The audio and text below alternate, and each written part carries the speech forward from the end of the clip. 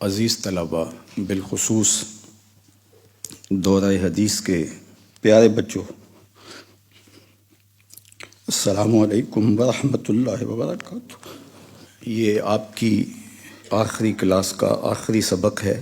میں آپ سب کو بصمیم قلب مبارکباد پیش کرتا ہوں۔ اللہ آپ کو قدم قدم پہ خیر و برکت نصیب فرمائے۔ اس کے بعد بھی آپ کا آنا جانا اس مرکز علم میں لگا رہے گا، ملاقاتوں کے سلسلے بھی جاری رہیں گے، لیکن اس کے باوجود یہ لمحے کچھ مشکل لگ رہے ہیں۔ 8 سال پلک جھپکتے گزر گئے اور یہ کل کی بات ہے کہ آپ یہاں آئے تھے، اور میں مسجد سے مرکز تک اور مرکز سے الکہف تک ان راہداریوں پہ چلتا ہوا آپ کے پیکر کو اپنی آنکھوں میں سموتا رہا۔ آپ کے قدموں کی چاپ دیر تک سنائی دیتی رہے گی۔ آپ جہاں رہیں خیر سے رہیں۔ میں عالی مرتبت اساتذہ گرامی کا شکر گزار ہوں، ناظم ادارہ سے لے کر کے جھاڑو دینے والے تک میں سب کا شکر گزار ہوں، اور یہ مشترکہ ایفرٹ ہے، کوشش ہے، جس کے نتیجے کے اندر یہ نگینے تیار ہوئے، تراشے گئے۔ میں اللہ جل شانہ کا لاکھ لاکھ کروڑ کروڑ شکر ادا کرتا ہوں۔ ذالک فضل اللہ یؤتیہ من یشاء۔ میں آج کے اس عالی وقار اور خوبصورت اجتماع میں دعاؤں کے ساتھ آپ کو نصیحت کروں گا کہ اپنے منصب کا اور اپنی شخصیت کا بھرم کبھی ٹوٹنے نہ دینا۔ فرمایا گیا کہ جس کو قرآن دیا گیا، علم عطا کیا گیا، دین کی نوکری نصیب ہوئی، پھر اس نے کسی دنیا دار کو دیکھا حسرت کی نظر سے، اور اس نے یہ محسوس کیا کہ میں تو بہت پیچھے رہ گیا ہوں، اور یہ کیسی ٹھاٹ بھاٹ کی زندگی گزار رہا ہے۔ قد حقر ما آتاہ اللہ، اس نے اللہ کی عطا کو حقیر جانا ہے۔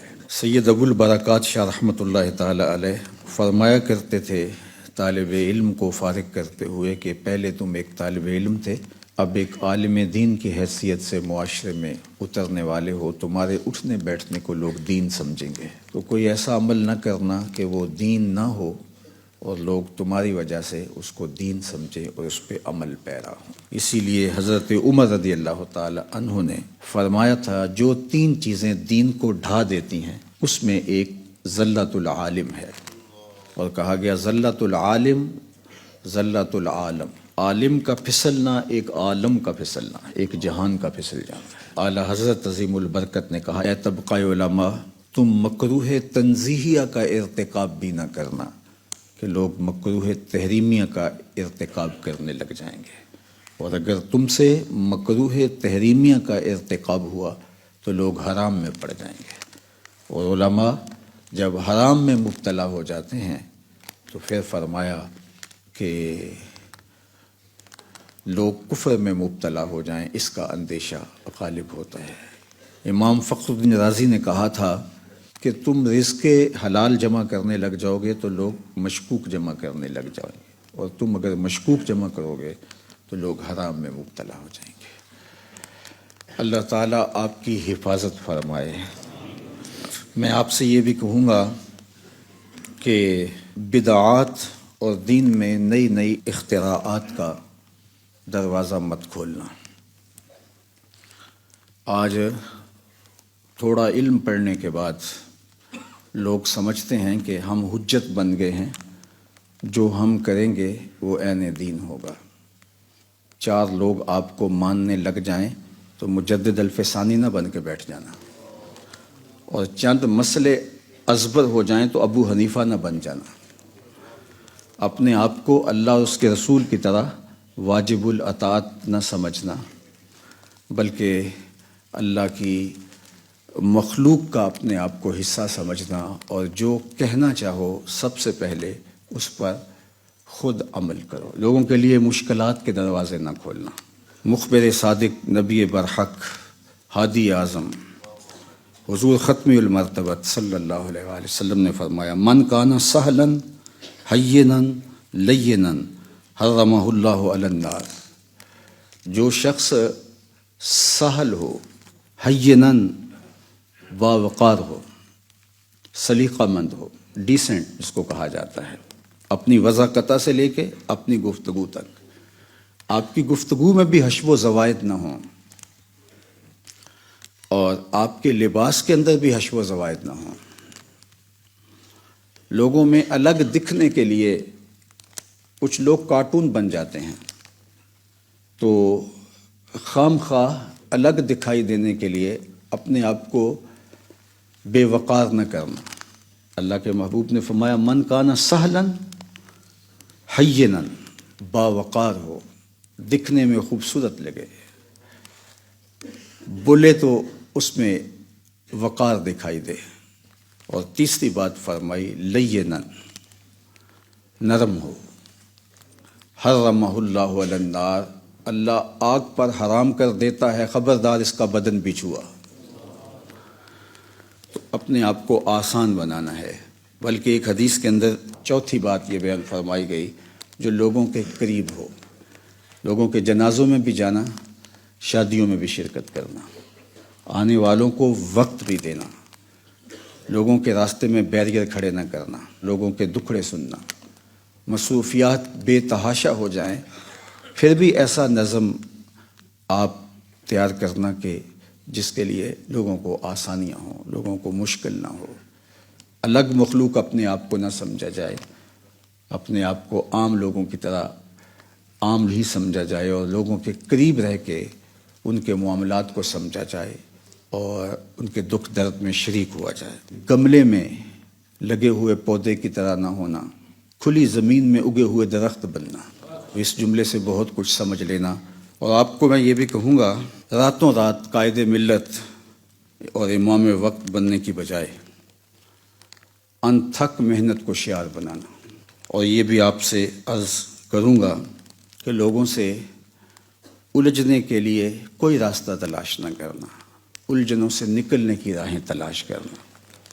لیکن جس معاشرے میں ہم رہ رہے ہیں، بالخصوص جو ہمارا طبقہ ہے، اس وقت اس کے اوپر جو بدتمیز لوگوں کا غلبہ ہے، تو اپنے دامن کو بچا کے گزرنا یہ اتنا آسان نہیں رہا۔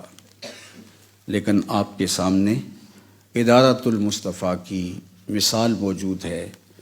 8 سال آپ یہاں رہے ہیں، آپ نے کھلی آنکھوں سے سب کچھ دیکھا ہے۔ کسی نے ہمیں کافر کہا تو ہم نے اس کا بھی جواب نہیں دیا، کسی نے گالیاں بھی دی تو پلٹ کے گالی کے جواب میں ہم نے گالی بھی نہیں دی۔ تو آپ کے سامنے یہ فکر بہت واضح ہے، اور راہ عمل آپ کے سامنے کشادہ ہے۔ کسی ایسے طریق کو وقتی چمک کی وجہ سے اختیار نہیں کرنا کہ آپ اپنی زندگی کی صلاحیتوں کو ضائع کر بیٹھو۔ اس سے بہتر یہ ہے کہ آپ اپنے حصے کا تھوڑا کام کر لو۔ جس دور میں ہم نے آنکھ کھولی اور شعور کی دنیا میں قدم رکھا، انواع و اقسام کے طرق تھے کام کرنے کے، لیکن ہم نے اپنا ہی طرز فغاں ایجاد کیا اور اپنے ہی انداز میں آگے بڑھے، اور اللہ نے ہمیں یہ توفیق دی۔ کوئی اپنی بال کے سیک نہیں سکیا۔ اگر اس شعر کو ہے تو پنجابی کا سادہ سا، جو مجھے شاعر کبھی نہیں پتا کس کا ہے، لیکن اس نے قلم ہی توڑ دیا۔ کوئی اپنی بال کے سیک نہیں سکیا، کسے انج بالی سارے جگ سے کی۔ کوئی اپنی بال کے سیک نہیں سکیا، کسے انج بالی سارے جگ سے کی۔ تو انج بالنا کے سارا جگ سیکے۔ تو اپنی زندگی کو خوبصورت رکھنا، مؤثر رکھنا، فعال رکھنا، مخالفت کی پرواہ نہیں کرنی۔ مخالف آپ کا کچھ نہیں بگاڑ سکتے۔ کبھی نہیں ہو سکتا کہ آپ کی رفتار کو مخالف، اگر آپ رک کے مخالفت کا جواب دینے لگ جائیں گے تو وہ مخالفت آپ کا کچھ بگاڑ سکے گی۔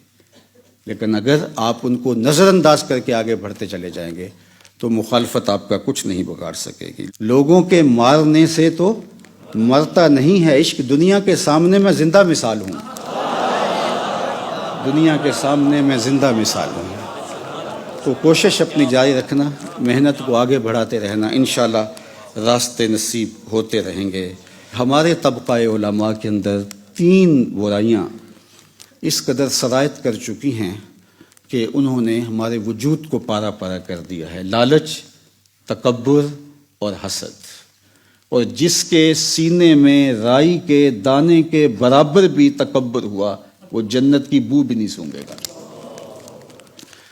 حسد، تکبر اور لالچ، اگرچہ ان سے بچنا بہت مشکل ہے، لیکن آپ نے جو سیکھا، آپ نے جو پڑھا، آپ نے جن اساتذہ کے سامنے زانوئے تلمس طے کیا، اور آپ جس پاکیزہ ماحول میں رہے، تو یہ ساری چیزیں آپ کے لیے معاون ہیں، آپ کے لیے مددگار ہیں۔ بعض لوگ بالخصوص علماء کا طبقہ یا پیر حضرات نذرانہ مانگ لیتے ہیں یا تقریر کے پیسے طے کر لیتے ہیں، تو کہا یہ بڑا لالچی ہے۔ میرے والد گرامی رحمۃ اللہ تعالی علیہ فرماتے تھے کہ یہ لالچی نہیں، یہ تو مانگت ہے۔ لالچ یہ نہیں ہے، یہ تو سوال ہے۔ لالچ یہ ہے کہ آپ زبان سے نہ کہہ رہے ہوں، آپ کے دل میں ہو، اس کی بھی نفی کرنی ہے۔ بلکہ میرے بزرگ فرماتے تھے کہ اپنی مشکلات کو، جو مالی مشکلات ہیں، کسی امیر کے سامنے بیان کرنا یہ ایک مہذب قسم کا سوال ہے۔ یہ ایک طریقے اور سلیقے سے آپ سوال کر رہے ہیں، اور یہ جملہ میں آپ کو آج پہلی بار نہیں بتا رہا، درجنوں مرتبہ میرے والد صاحب نے، بعض کا موضوع بھی نہیں ہوتا تھا تو ایسے ہی کہہ دیتے کہ رزق تو اس نے کتوں کا بھی لکھا ہوا ہے، ہم تو انسان ہیں۔ تو یہ ہمارا مسئلہ نہیں ہے، ہمارا مسئلہ اس کے دین کا کام ہے۔ اگر وہ عطا کر دے، اور وہ کرتا ہے، من کان للہ کان اللہ لہ، جو اس کا ہو جائے اللہ اس کا ہو جاتا ہے، اور جس کا وہ ہو جائے اس کو کمی نہیں رہتی۔ کمی کا مطلب یہ نہیں ہے کہ مال و دولت کی کثرت ہو، اس کو حاجت ہی نہیں رہتی۔ مجھے بتاؤ کہ اگر حاجت رہے تو کھرب پتی بھی کمینگی سے باز نہیں آتا، کھرب پتی بھی ہو جائے تو اس کا لالچ ختم نہیں ہوتا۔ تو آپ سوچتے ہیں یہ کیسے ہے، جبکہ وہ کھرب پتی ہو گیا ہے، اس کو پتہ ہی نہیں اس کے پاس مال و دولت کے انبار کتنے ہیں، پھر لالچ کیوں؟ میاں لالچ کا تعلق دولت سے تھوڑا ہے، اس کا تو دل سے ہے۔ اور اگر دل لالچ سے پاک ہو گیا تو پھوٹی کوڑی بھی تمہارے پاس نہیں ہے، پھر بھی تم غنی کہلاؤ گے۔ سعدی نے کہا تھا سخاوت بدل است نہ بمال، بزرگی بعقل است نہ بسال۔ سخاوت دل سے ہوتی ہے، مال سے نہیں ہوتی، اور بزرگی عقل سے ہوتی ہے، سالوں سے نہیں ہوتی۔ تو جو شعور ہے، فہم ہے، اللہ سے مانگو۔ اللہ نے اپنے محبوب کو بن مانگے سب کچھ عطا کیا، ہر شے محبوب علیہ الصلوۃ والسلام کی جھولی میں ڈالی، لیکن ایک چیز بار بار مانگنے کا کہا گیا، قل رب زدنی علما، محبوب کہو کہ مجھے اور علم زیادہ دے دے۔ ہاں، علم کی لالچ کبھی ختم نہیں ہونی چاہیے، یہ لالچ برقرار رہے اور کبھی بھی اس سے سیرابی نہ ہو۔ اللہ آپ کی لمحہ لمحہ حفاظت فرمائے، اور اپنی خاص عنایتیں اور کرم نوازیاں آپ کا مقسوم فرمائے۔